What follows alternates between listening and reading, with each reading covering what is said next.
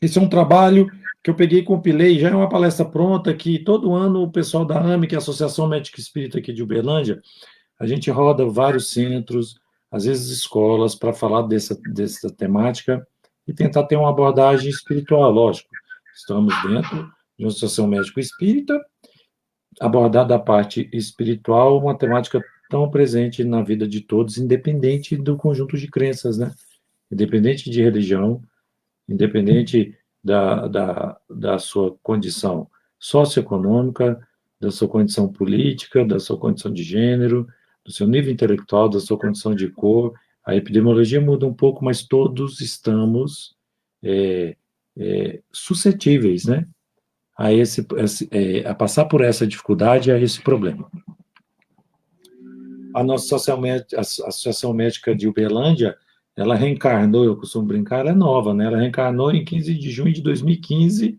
O primeiro presidente foi o Dr. Lawrence e eu estou na segunda gestão, num desafio muito legal, porque eu acho que ninguém é dono de nada, a gente só passa por momentos de missões espirituais e esse é um trabalho em conjunto, não necessariamente só de médicos, é de pessoas que querem estudar a parte mais de saúde espiritual e trabalhar um pouco mais na temática da ciência espírita para, aí sim, tornar-se uma pessoa melhor.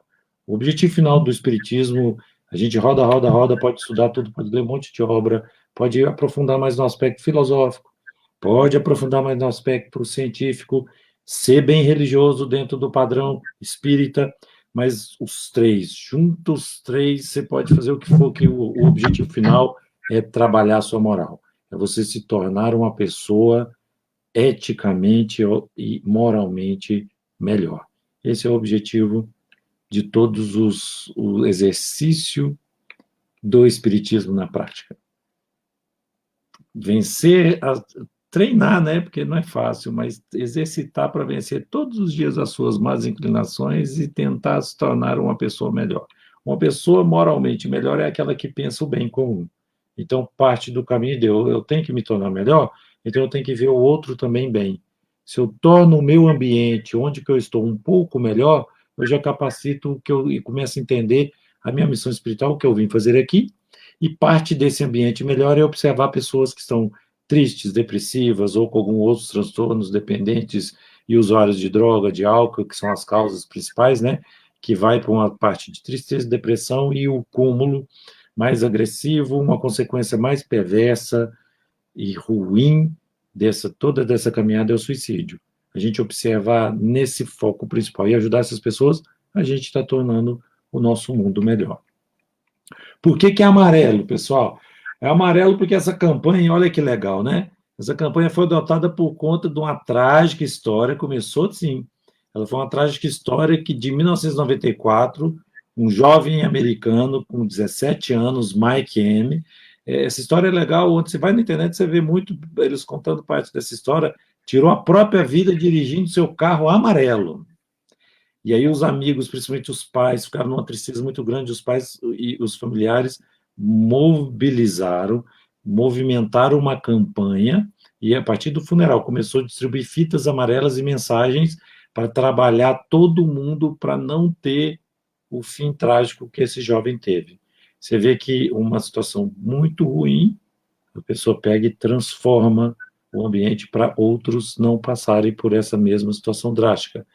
E é por isso que chama Setembro Amarelo, essa cor é baseado nisso. É interessante que o amarelo ele caminha por poderes, ouro, um pouco de esperança, trabalhar parte de saúde, né, com os espectros do verde, isso é a parte mais técnica, científica. Mas dentro da história, o amarelo já foi a cor da vergonha. Na era vitoriana, as mulheres, entre aspas, de vida fácil ali, na transição da Idade Média, né, da baixa com a alta Idade Média, na sociedade vitoriana e toda europeia, as mulheres que tinham vida fácil eram marcadas com a fitinha amarela na sua roupa, porque elas tinham que demonstrar e era a cor da vergonha naquela época. É só uma curiosidade a mais, o tanto que também o padrão de cor depende muito de como que você tem a vibração e a característica que você quer fazer com ela. Onde que eu quero chegar? Que o preto Não necessariamente é o fim. O preto é absorção de toda a energia. O preto é força. O preto não é cor de morte, não é cor de tristeza, de coisas sombrias, vamos dizer, da sombra, do mal. Não. O preto, certo? Ele congrega várias matizes energéticas para a gente fazer a limpeza, certo? Tanto é que o paradoxo, o contrário, bem imediato do preto é o espectro do branco. Vamos para frente. A epidemiologia do suicídio, a cada 100 habitantes, é interessante porque isso é tem vários estudos, inclusive tem até um aqui no Brasil, no pessoal de Campinas, que eles mostraram o tanto que é subnotificado e subestimado o tamanho da problemática do suicídio no Brasil e no mundo. Eles fizeram como se fosse um iceberg. A cada 100 habitantes, 17 já pensaram em suicídio. 5 planejaram, 3 tentaram e um foi atendido em serviço de emergência. Você percebeu que aquele que foi atendido em serviço de emergência com a tentativa de suicídio, 17 estão pensando. Você percebeu que é uma coisa muito escondida, que é muito maior do que a gente possa imaginar? Porque na epidemiologia, assim, muitos falam, né? A cada 20 segundos, uma pessoa tira a vida no mundo. Alguns já falaram em 40, outros 20, mas parece que o termo maior parece que tende até a aumentar um pouco, está aumentando um pouco. A cada 20 segundos, uma pessoa está tirando a vida. Já parou para pensar? A gente começou aqui, né? Já temos 15 minutos de conversa. Quantas pessoas nessa nossa conversa já tirou a vida e às vezes antes da hora? Porque não tem, ninguém vem com a missão de matar ninguém, de fazer mal para ninguém, não temos essa programação espiritual, não temos essa missão, ninguém está aí escrito no contrato reencarnatório, ninguém vem com a missão de tirar a própria vida. Tirar a própria vida é um deslize, não é um erro eterno, não é um castigo eterno. No Espiritismo não há penas eternas, mas é um deslize. Você escorrega e perde um tempo precioso, ainda mais nesse momento. A gente tem que valorizar esse momento de estar reencarnado aqui, pessoal. É a valorização da vida. Já percebeu? Emmanuel nos fala, né? Já nos relatou que, em média, 3 vezes a população espiritual desencarnada é mais ou menos 3 vezes a população encarnada. Então, percebeu que estamos chegando a quase 8 bilhões. De quase 8 bilhões de espíritos encarnados, temos em média 24, 25 bilhões de almas desencarnadas e todas muito conectadas uma com a outra. Percebeu a população, o movimento que está do lado de lá e a chance que muita gente pede para reencarnar, por isso que é muito importante esse caminho, essa caminhada, esses portais de reencarne, vir, que é na carne que a gente adquire e vai resgatando, adquire conhecimentos, adquire valores, virtudes, adquire a evolução, né, da parte espiritual através do elemento material. Por isso que é importante não fechar essas portas em momento algum, por isso que o Espiritismo, em essência, defende não ao aborto, e não ao suicídio, porque de nascer já tem todo esse desafio. Está num ingresso muito caro o nascer. E você tirar a vida antes da hora é de se pensar, muito triste. Vamos embora para frente. Aqui ficou tá dando para ver mais ou menos? Vou pegar uma parte mais interessante dos fatores de risco para suicídio. Transtorno do humor, depressão. A cada 10 pessoas que suicidam, que de fato tem, entre aspas, sucesso, né, na sua intenção, que cometem tentativas de suicídio, as mulheres tentam muito mais o suicídio, os homens cometem muito mais. Os homens são mais eficazes na hora de terminar com a sua própria vida. Então, muita atenção ao homem, porque ele é mais calado, ele fala menos do seu problema, ele tem essa dificuldade de se abrir. Ele, às vezes, tem que aguentar as dificuldades, as situações, tudo muito sozinho, fica amargurado e não faz a conexão, que é uma das principais forças e importâncias na prevenção do suicídio, formar conexões. A gente vai chegar lá. Então, mulheres têm mais tentativas e os homens cometem mais. É um pouco falso falar que adolescentes, isso na proporção, né? Adolescentes cometem mais porque também não tem outras doenças, a questão de mortalidade. Então, o grande causa de mortalidade em adolescentes, muitas vezes, é o suicídio. É subestimado porque, olha a história do rapaz do Setembro Amarelo, que ali detectou que foi um suicídio, porque sabia da história, mas ele acidentou de carro. Quantas pessoas estão morrendo de acidente de carro, que às vezes lá no registro de óbito descreve como um acidente ou não tem uma detecção mais precisa de que foi suicídio. Então é subnotificado. Muitas vezes a pessoa, por um acidente, por uma outra causa, que muitas vezes é suicídio. Então, às vezes, o que está relatado lá é uma outra causa, mas aquilo só foi o meio em que ele cometeu o ato. Depressão, então eu estava falando, a cada 10 suicídios, 9 são causados por doença de base, a base é a depressão. Quando tem conexão, depressão é um transtorno psiquiátrico, uma doença psiquiátrica, tem todos os critérios para fazer diagnóstico, então a gente tem que estar atento para perceber essa pessoa que está triste pedindo ajuda. Se ela, junto da depressão, tem outro transtorno psiquiátrico, tipo dependência de drogas ou álcool, a maioria dos que abusam de álcool, que é uma droga lícita, fácil. Muita gente abusa e fica deprimido. A grande maioria dos alcoólicos ou alcoólatras são depressivos, são deprimidos, porque há uma alteração da neuroquímica cerebral. Se então junta doenças, distúrbios psiquiátricos, depressão com dependência de álcool, com situações de gatilhos de crises familiares, crises financeiras, a pessoa vai tentar tirar a própria vida, e em que muitas vezes no início é tirar a dor, é fugir de um grande problema. Então, muitas vezes não tem um ato específico, a pessoa não olha e fala, eu quero morrer. E já teve um estudo na Inglaterra que mostrou que eu quero morrer. A pessoa ela pode programar o processo morte, o processo suicídio, só que o ato ele é cometido sempre nas últimas horas. Ninguém planeja um suicídio durante um mês, descrevendo tudo como é que vai ser. É raro, isso pode acontecer, mas muitas vezes é um ato que ele já vem pensando em querer cometer, só que é sempre mais impulsivo. Então é muito importante ter a conexão, ter alguém para conversar e ver. O CVV, que eu também vou chegar lá, faz isso com maestria. Eles treinam a escutar. E salva muitas vidas. Porque a pessoa está lá e fala, agora que eu vou suicidar. De repente, vem o anjo de guarda dela, ou a própria intuição, ou a próprio instinto de sobrevivência que está no espírito. Abre as leis de Deus dentro dele, abre a consciência dele, abre parte da missão dele, fala, pô, não posso, embora antes da hora eu vou errar o caminho, eu não vou resolver um problema, eu não vou suicidando e a problemática e a situação difícil fica com os familiares.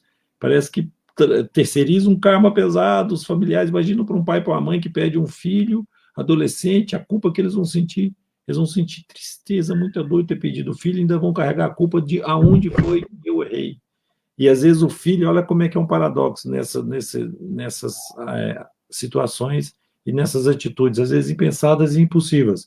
Às vezes o adolescente, ele fala, é muita pressão na minha vida, eu tenho que ser o melhor em tudo, as redes sociais me mostram que eu tenho que ter o corpo perfeito, eu tenho que ser muito bonito, eu tenho que ser muito inteligente, eu já tenho que ser muito bem sucedido, eu tenho que ser o melhor da minha turma, eu tenho que passar logo no vestibular, e eu tenho que fazer isso, e a expectativa, a carga está tão grande, eu tenho que ter um excelente também casamento, e a carga dos familiares do pai tão grande em cima de mim, que eu falo, eu não vou conseguir.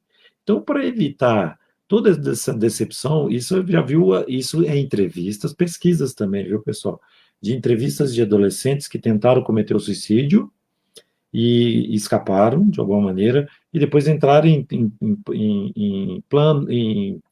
grupos terapêuticos, em processos de terapia, e nessa conversa com esses adolescentes, foram resgatando e fazendo questionário da história deles, e muitos olharam e falaram, não, eu pensei em tirar a vida para evitar a decepção de que todos tinham uma grande expectativa em cima de mim. Então eu falei, então é mais fácil, já que eu não vou conseguir, vou deixar eles muito tristes, eu morro e já resolve o problema. Só que ele não percebeu que fazendo isso ia aumentar muito mais, é muito mais doloroso para um pai ficar questionando e pensando por que meu filho suicidou, do que o pai olhar e falar: meu filho, eu queria que você fosse o melhor jogador de futebol, mas não deu, né? Mas você continua meu filho e está vivo aqui. E vamos, que aqui é um pelo outro. É interessante, né? Essa dinâmica, e muitas vezes resolve com boa conversa, tá? Então, ó, quando eu estava falando dos transtornos mentais, 90% é depressão. Depois vem transtorno bipolar, depois vem esquizofrenia, tem também algumas alterações estruturais, neoplasias cerebrais, ou às vezes trauma, ou às vezes também abusos, que sofre abuso, e a parte é muito complexo isso, né? Porque tem a estrutura familiar envolvida, tem a estrutura do crescimento, da formação da personalidade, tem a estrutura teológica também, que conta demais, tem a estrutura filosófica, isso tudo mistura nesse conjunto que passa na cabeça da pessoa e que faz ela, às vezes, ir lá e cometer o suicídio ou proteger do ato de tirar a própria vida. Tá? Pulando isso, passando mais. Isso é uma questão tão interessante. Armas de fogo, em proporção, são muito mais comuns, por quê? Porque homens suicidam mais e mulheres tentam mais. E as mulheres tentam muito mais suicidar com medicações.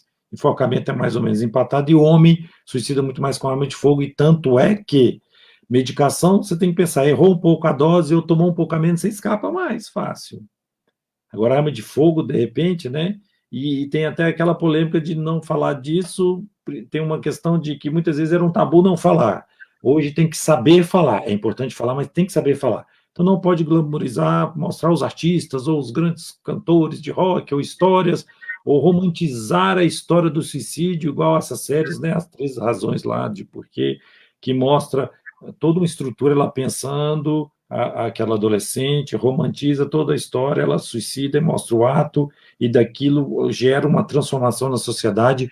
Isso na cabeça do jovem, que às vezes está em formação e até na nossa mesmo, e a pessoa que está triste, com energia mental baixa, deprimida, isso aí pode ser um fator promotor, sim. Então não pode falar muito como que se suicida, a eficácia de suicídio, tanto é que depois de séries assim, o Google faz esse levantamento e vê que aumenta a procura sobre o termo, né? Suicídio e como suicidar. Então, o nosso incentivo aqui é como prevenir o suicídio. Só que é tão sutil de que até como que a gente aborda, com o melhor da minha intenção, como prevenir o suicídio, ou dependendo de como eu abordo, a pessoa às vezes está doente, tão triste, que ela pega aquela mensagem e vai atrás de como facilitar o suicídio. Esse é o grande desafio, a gente tem que ter essa sensibilidade, esse bom senso na hora de abordar, tá? Então, indo direto à questão, porque hoje a gente tem que falar bastante na questão de prevenção. Não precisa falar em tratamento, não precisa falar como fazer isso, daquilo,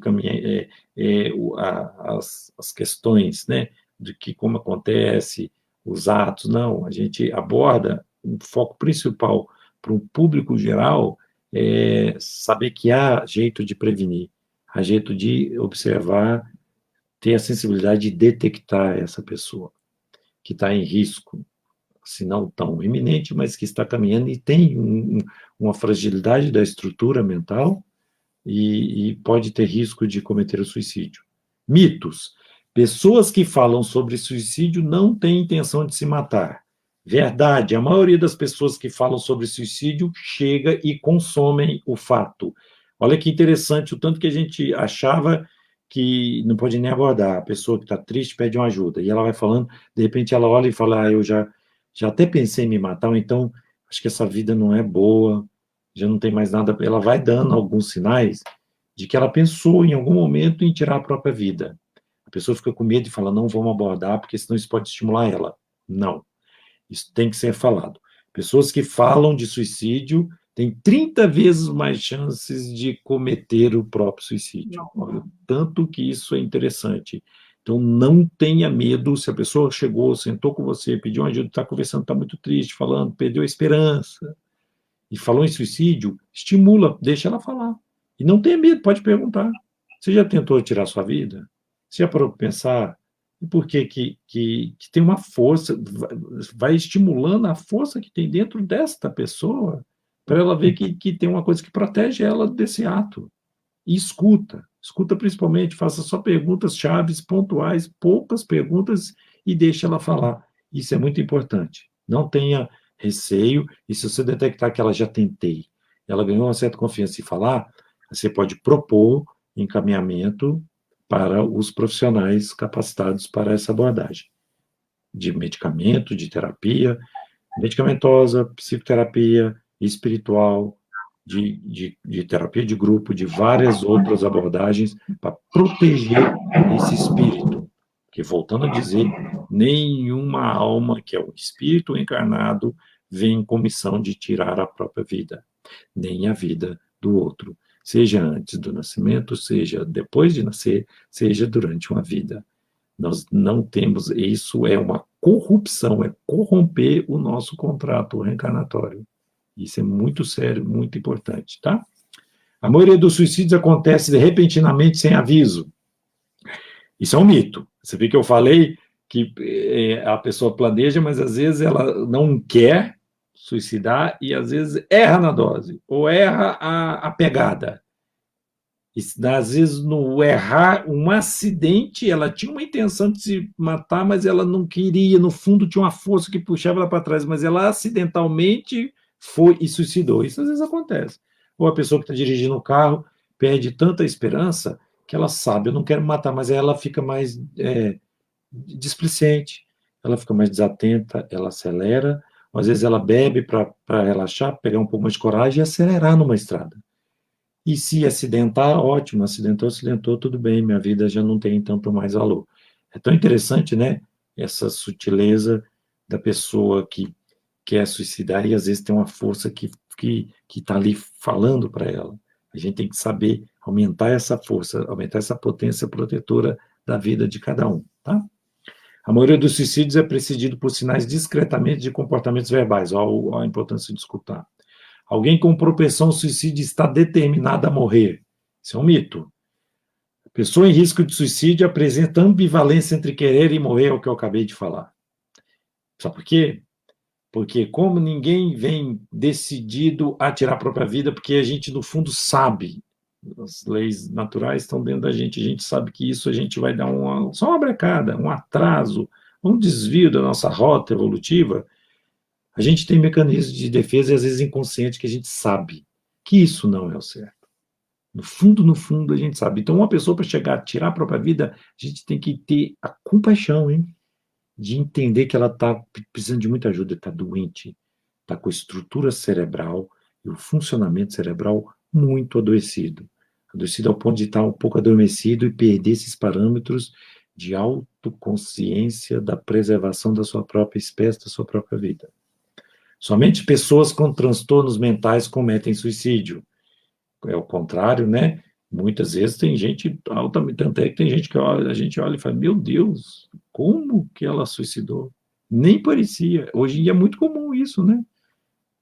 Alguns exemplos, nossa, aquele coaching que estimulava a autoestima, e vai dar tudo certo, e trabalhando as pessoas saírem de dificuldade, e de repente ele manda uma mensagem e suicida.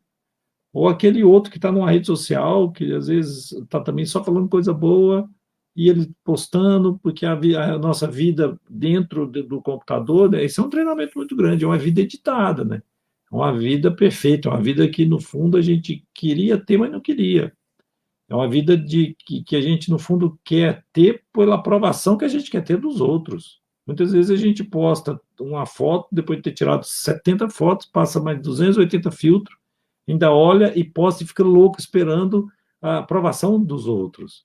E aí cada aprovação ia sempre elogio tudo, e isso ativa a nossa bioquímica cerebral. Por isso que muita gente fica até adicto, fica meio dependente desse circuito. E muitas vezes isso não faz bem. Por quê? Porque é uma vida digital artificial. Não é a vida real. Então, muitas vezes a gente assusta, né? Com pessoas que têm comportamento, a gente não sabe o que acontece entre quatro paredes, não sabe da estrutura familiar daquela pessoa, mas sabe do que ela está fazendo para fora. E se está desagregada, às vezes ela faz comportamentos e acaba tirando a própria vida. Conversar sobre suicídio pode encorajar o ato? Não.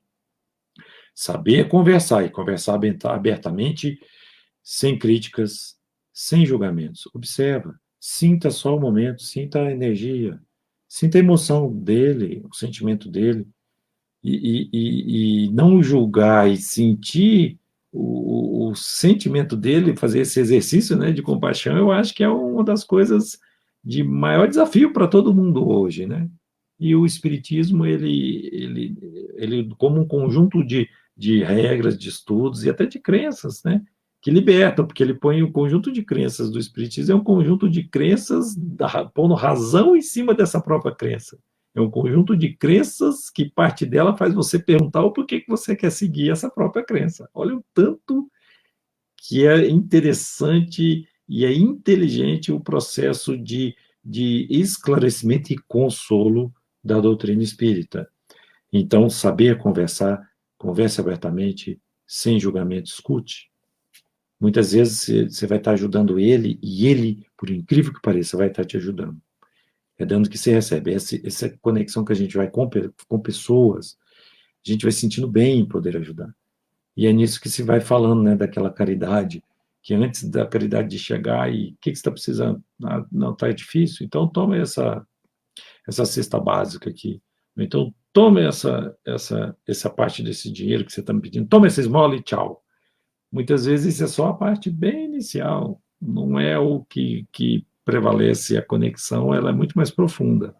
Muitas vezes a gente reencarna, a gente vem também com um dos grandes desafios para todo mundo é saber conectar com pessoas. E muitas vezes a gente perde isso ao longo das reencarnações.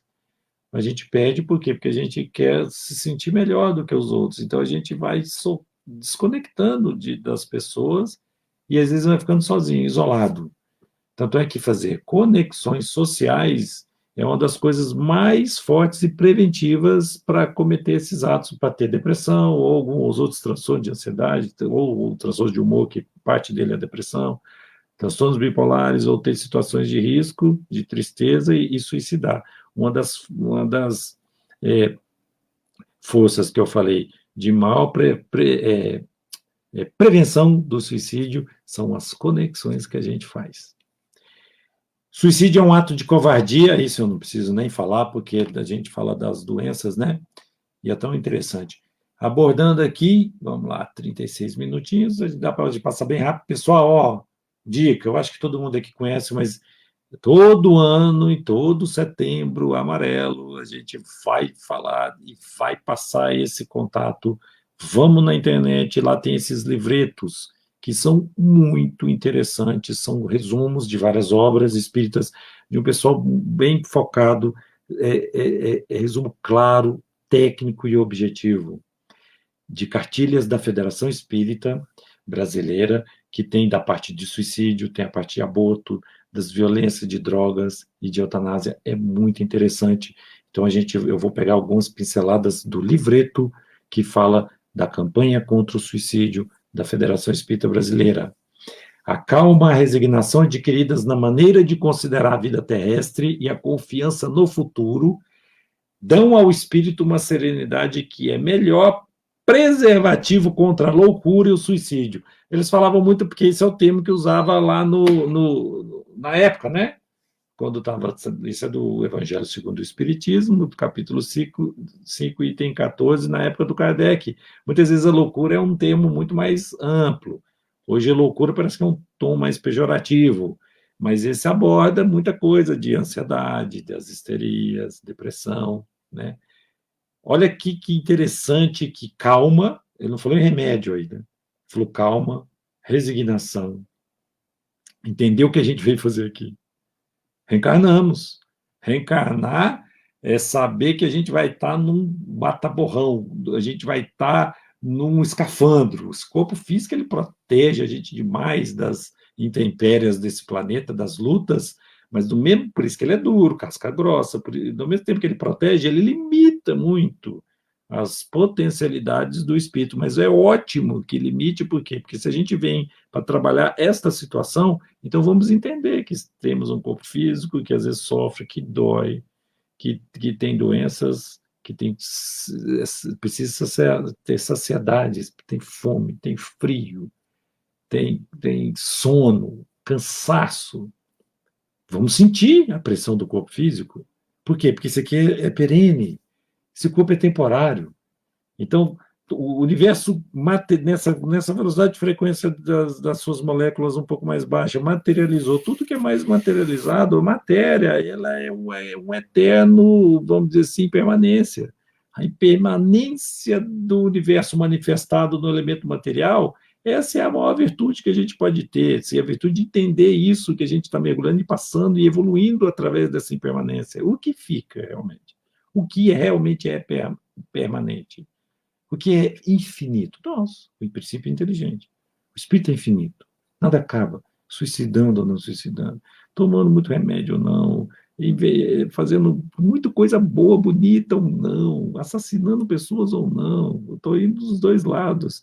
Trabalhando dentro da doutrina espírita ou sendo ateu, enfim. É tão interessante que tudo isso é um processo que a gente adquire aqui, mas a verdade, acima de tudo. Então, o Espiritismo é um caminho que a gente pode entender um pouco mais do que acontece, mas ele não é o único caminho. O Espiritismo não fica só no Espiritismo. O Espiritismo é só um conjunto de coordenadas muito interessante, porque te dão ferramentas e te faz você fazer uma caminhada mais suave, mais tranquila, mais inteligente, mais racional, por incrível que pareça. Mas todo mundo pode conhecer outras verdades de várias outras maneiras, inclusive dentro de um laboratório de ciência. Existe a verdade. Existe o princípio inteligente que mergulha no princípio material, e esse é eterno. Infinito, vou corrigir, porque é eterno só Deus. Eterno é o que já estava.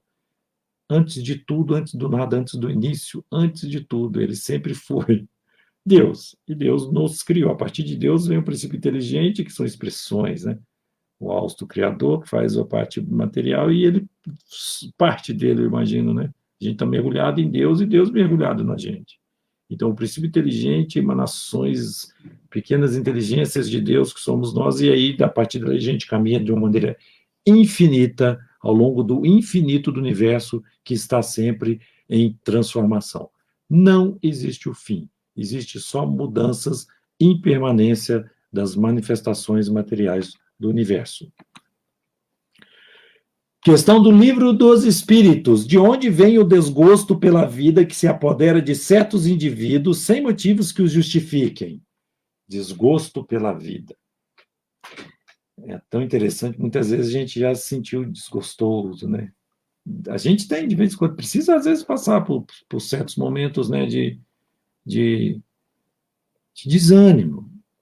Entender que no desânimo a gente pega aquela força e sai de um momento. O problema é não conseguir sair e ficar trabalhando esse desânimo, trabalhando uma tristeza eterna, um luto eterno. Se a gente não elabora, tudo tem dia e hora para acabar.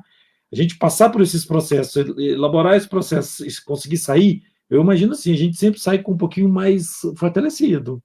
A gente sai com aquela experiência, com parâmetro para poder fazer um método, não de comparar, mas um método de sentir o que foi e aprender com a experiência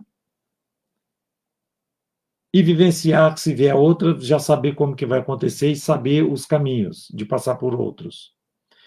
Então, se a gente entra numa situação de desgosto e não consegue sair dela, não consegue elaborar, isso é que vai tornando patológico.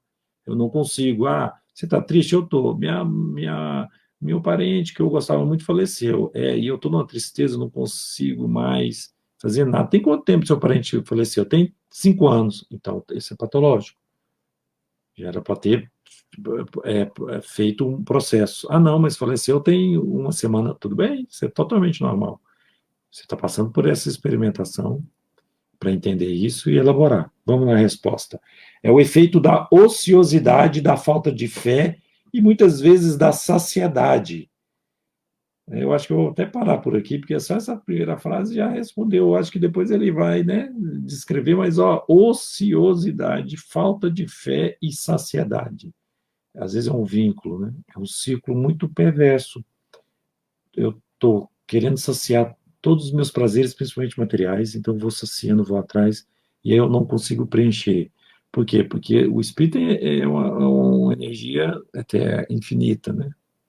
Como que eu vou preencher algo, um vaso infinito com coisas finitas, que são o elemento material?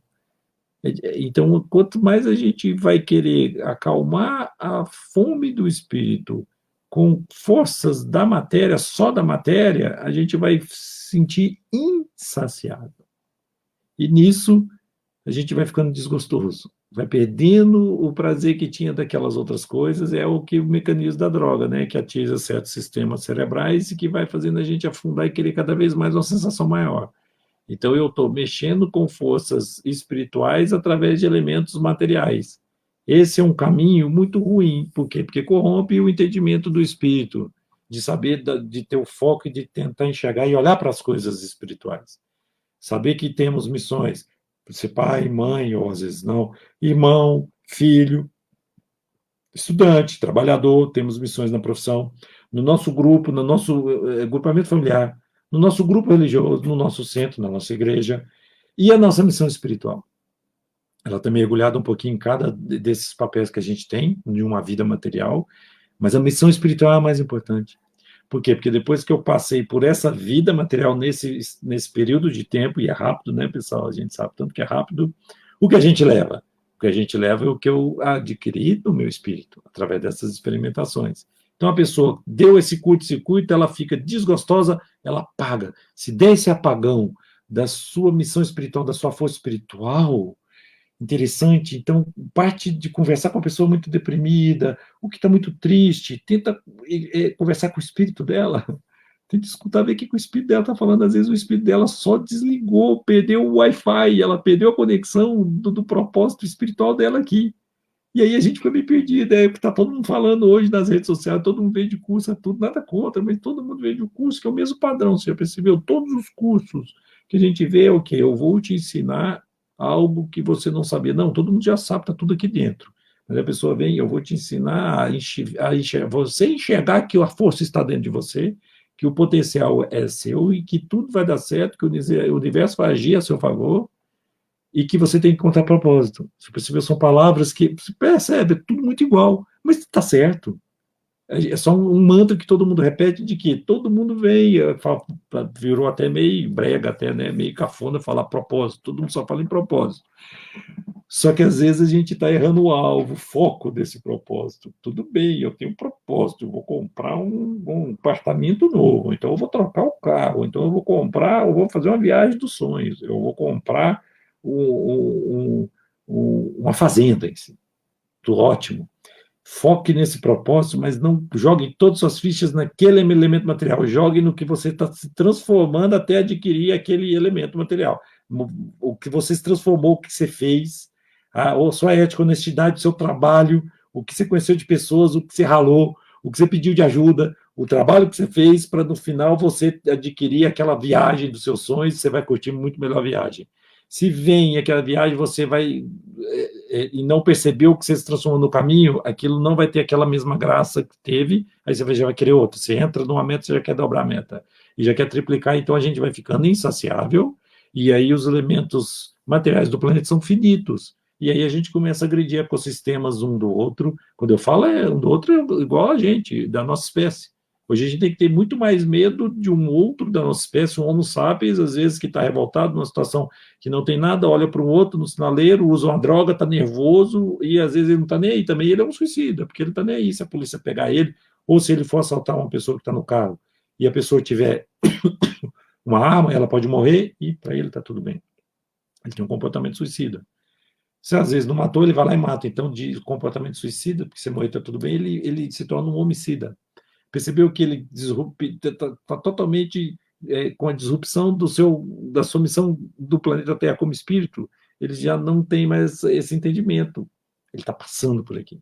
Passando, ou qualquer energia que levar ele, o vento leva para onde for, onde que a gente. Se a gente começa num lugar onde que a gente não quer, não tem um objetivo final, se a gente entra e não sabe nem para onde vai a estrada, não sabe o vetor da estrada, o rumo da estrada, o caminhado qualquer um pode pegar e te levar. Então, o que acontece? Essa pessoa que faz isso, faz a gente ter medo de outros da nossa espécie. Muito menos do que um outro, antigamente, que a gente saía e tinha medo de uma presa maior, um urso maior, um leão maior, vir pegar a gente, nas nossas dificuldades para preservar a nossa espécie. Hoje a gente tem medo de um outro da nossa espécie nos matar. Olha que interessante isso. Por quê? Porque também a gente agrediu o que é muito para si. Então a gente vai agredindo ecossistemas um do outro e a gente agride o ecossistemas da natureza. Emmanuel já fala lá no Consolador bem claro, né? O livro divino de Deus. Deus escreve parte da sua divindade, da sua inteligência suprema é na natureza. Se a gente agride a natureza, a gente mata um pedaço da gente, a gente mata o divino, a gente mata Deus, matando a natureza e a gente está se matando. E não é difícil observar. Porque se a gente mata a nossa casa, quando a gente é hóspede de um lar bonito igual o planeta, e a gente mata o nosso hospedeiro, a gente morre depois. Então a gente tem comportamentos de células cancerígenas, às vezes, neoplásicas, porque eu quero tudo para mim. Uma célula que perdeu o comando, muito gulosa, e eu quero tudo, e eu vou matar todas as minhas colegas. Eu não quero mais ser pulmão, eu sou um câncer dentro desse pulmão. E eu tenho toda a força, então eu vou matar tudo ao meu redor. Então ela começa matando as outras células que eram amigas dela, mata o pulmão. Depois que ela mata o pulmão, ela espalha pelo corpo e matou. Mas a partir do momento que ela matou o hospedeiro, que dava a energia de vida para ela, no velório do caixão, 48 horas já morreu todo mundo. Então quando a gente perde esse limite do bom senso de pôr uma noção, faça uma pergunta. Até onde vai a minha ambição? A gente tem que pôr limite à nossa ambição, porque esse excesso da nossa ambição vai nos matar. Matar como espírito e matar o ambiente, matar a nossa casa. Então, nesse comportamento predador demais do ser humano, a gente agredindo o ecossistema, entrando em outras espécies, quase 5 milhões de espécies nesse planeta, porque uma só tem que matar todas as outras, dominar tudo. Então, o que acontece? A gente entra em locais onde tinha mais de 70 anos, espécies, né, de coronavírus. Esse que a gente tem aqui é o novo, é o tataraneto do coronavovô. O coronavovô de 70 anos atrás já está em paz, e ele adquiriu um sistema de tolerância imunológica entre o morcego e eles, há de 70 anos atrás. Então, isso não é de uma hora para outra, não, gente. Não é castigo de Deus, não é praga do apocalipse, não é, desculpa o termo, é o que eu entendo, isso é movimentos naturais, ação e reação, observação. Os espiritistas têm essa parte de observar, observe os atos, são movimentos naturais, porque olha só o que está acontecendo, nós fomos atrás, com comportamento exótico, de alimentação exótica, comer, está certo que é cultural, mas tem que ficar atento, comer caças, carnes selvagens para aumentar potências sexuais ou trabalhar em dores, em artroses, e uma parte mais medicinal, mas tudo é para aumentar a vitalidade cada vez mais. Que vitalidade é essa que às custas de mamíferos que estão ameaçados de extinção, que é o pangolim, parece que é o intermediário aí desse novo coronavírus, e de outros, para que fazer isso? De a gente olhar e fazer todo esse castigo de outros seres que estão aqui também evoluindo nesse planeta, a gente vai caça encrenca. Caçou encrenca, temos uma reação de um ser microscópico que mostrando assim, seres humanos, homo sapiens. Será que vocês entenderam alguma coisa?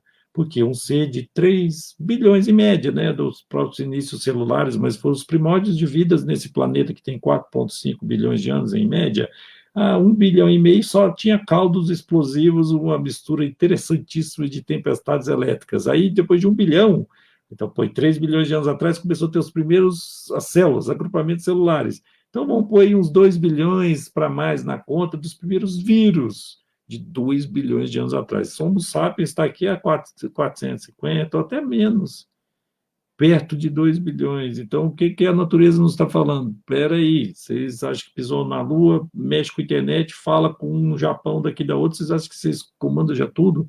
Então, sutilmente, vou mostrar para vocês que parte vocês não entenderam muita coisa, não. Vou mostrar, manda um ser milenar de bilhões de anos atrás, mais de 1000 vezes menor que uma célula, entra numa célula, em 48 horas, uma que entra, sai milhões, põe a célula para trabalhar a favor dele, numa inteligência interessante, entra no nosso código genético, escraviza a nossa célula e muitas vezes nos mata de dentro para fora, um ser milenar e que invisível, que a gente não tem comando e que parou o planeta.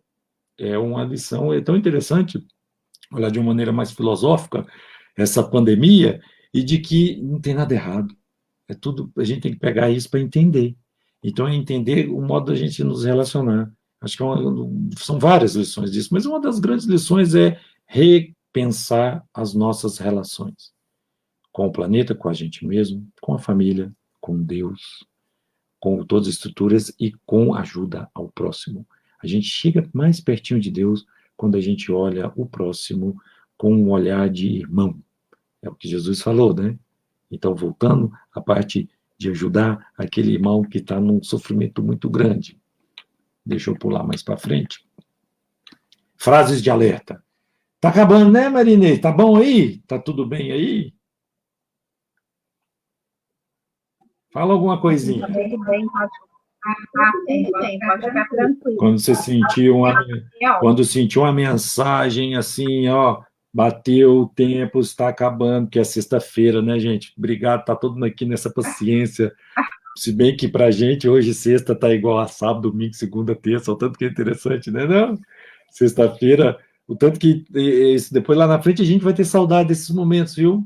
A gente vai ter saudade quando a gente chegar numa sexta depois de um trabalho grande, falando, não, mas que legal ter essas sensações de ter dias, de sentir que são dias diferentes na semana. A gente vai lembrar desses momentos de que a gente teve treinamentos. Isso para mim é um treinamento espiritual muito grande, esse período que a gente está passando, né? Um ano que já está no meio de setembro, hein, pessoal? Você percebeu?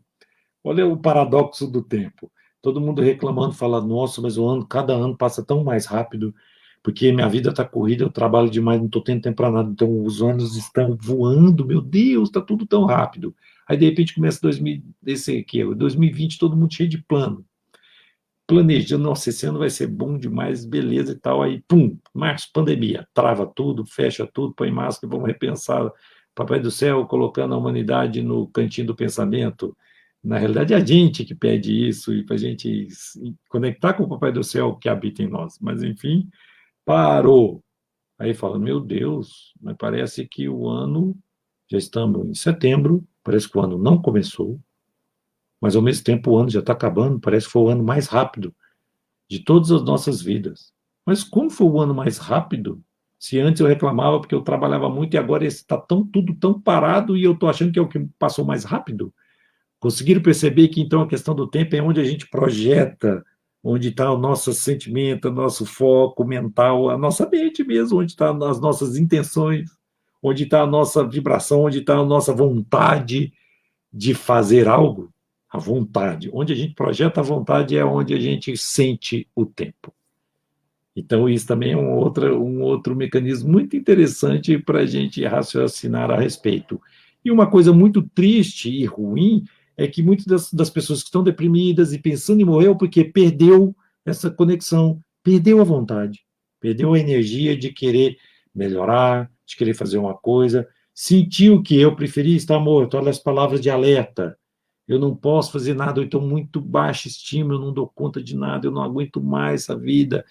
Aí você olha, mas como que ela não aguenta? Ela tem tudo, mas é um sofrimento psíquico, não tem remédio que dosa, remédio não tem exame. Você não consegue ir lá colher o sangue dessa pessoa e dosar no sangue o tanto que ela está sofrendo de maneira psíquica. Isso é sensibilidade. E às vezes você olhar e falar, nossa, mas isso é fraqueza de espírito, vamos dizer assim, que é isso, levanta, olha a sua vida, como é que não é por aí. Porque muitas vezes a dor dela é pouca para você, mas é muito para ela. Então tem que ver como que ela está quantificando certos sofrimentos. A gente tem que aprender a enxergar isso e sempre estender a mão, tá? Eu sou um perdedor e um peso para os outros. E os outros vão ser mais felizes para mim, porque fica preso também, né? Nessa causas de grandes sofrimentos para todos. Alguns para esses que estão nessa fase mais difícil, parece que pesa um pouco mais, mas para todo mundo. Uma das grandes causas de sofrimento é o apego. Nossa, Kardec é bem claro nisso, né? Apego, mas eu falo apego a tudo. A gente é apegado. E essa pandemia já veio também uma lição de treinar desapegos. Nossa, será que eu preciso disso tudo? Tanto tempo que a gente está passando em casa, aí a gente já olhou e tá, parece que a regra dos 80-20 lá, do minimalismo, né? 80-20 é assim, abre o guarda-roupa, 20% de tudo que eu tenho ali é que eu realmente uso, então é aquilo que me pertence. Muitas vezes 80% não. Muitas vezes a casa nossa está inchada, está lotada, tem 80, em média, quase 80% da nossa casa está ali sem a gente fazer o uso e que outros poderiam estar usufruindo. Pense nisso. Desapego. Esse é o primeiro nível de desapego. Por quê? Porque a gente tem que treinar em vários níveis de desapegar nesse elemento material, que a gente ainda está preso nisso, mas desapegar no elemento de trabalho das nossas titulações, dos nossos, de pessoa que te elogia, da beleza. A beleza tem, ainda mais orgânica, né? Treinar isso, todo mundo vai envelhecer, vai perder vitalidade, vai perder beleza, ficar na pegada do que é, e apegado ao corpo físico, a gente tem que treinar a desapegar até desse corpo que não é nosso. Apego aos filhos, nossa, isso é tão difícil. Eu não estou preparado, é fácil falar, né? Mas se o meu filho vem e adoece gravemente, e às vezes no programa reencarnatório, nossa, dói até aqui no coração, e ele desencarna antes. Ah, mas não está lá, os filhos não são nossos filhos, são filhos todos criados por Deus. A gente é depositário fiel, a gente forma corpos para esses espíritos virem e a gente tem que amar, cuidar, ensinar na primeira infância com tudo amor, dedicação, carinho, dedicação. A gente está ajudando na caminhada daquele espírito que vem, mas aquele espírito pode ter sido a minha avó, ou pode ter sido o meu companheiro, ou a minha companheira em algumas outras vidas. Interessante analisar por esse lado, porque a gente tem que trabalhar, não largar, o desapego é não sofrer por ter a posse de algo. A posse que a gente tem é da nossa energia espiritual, a gente tem a posse do nosso princípio inteligente que transforma todo elemento material. A gente tem a posse do nosso espírito. É disso que a gente tem a posse. E é a coisa mais valorosa e importante de todas as outras posses. Por quê? Porque é a coisa que fica. Então é só focar. Tem inteligência de ver o investimento, fazer eu brinco, né? Investir no plano de previdência espiritual. Nosso plano de previdência material tá bom, mas é bonitinho. Mas aí eu vou aproveitar na aposentadoria, que também tem de hora para acabar. Eu trabalho, aposento, agora eu vou curtir. Não, mas eu tenho um momento meu de aposentar, porque depois eu vou envelhecer. Alguém pode cuidar de mim, eu com o meu plano de previdência, alguém pode cuidar, porque eu vou estar bem limitado, depois eu vou embora. Quando eu vou, não levo nada de material, nem aposentadoria, nem salário, nem titulação, nem nada. O que eu levo?